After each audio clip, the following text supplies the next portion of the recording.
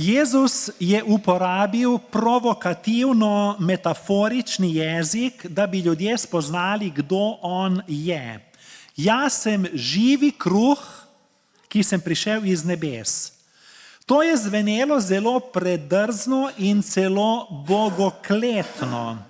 Kajti Jezus se je predstavil kot jaz sem, tako kot se je Bog na Sveti gori predstavil Mojzesu z imenom jaz sem, ki sem.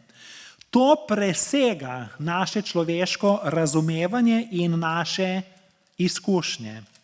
Zato ne čudi, da je evangelist zapisal, da so ob tem, ko je Jezus to izjavil, ljudje godrnjali, pravi, nad njim in rekli, ker je rekel, jaz sem kruh, ki je prišel iz nebes, so govorili, ali ni to Jezus, Jožefov sin, njegovega očeta in mater poznamo, kako more zdaj govoriti, iz nebes sem prišel.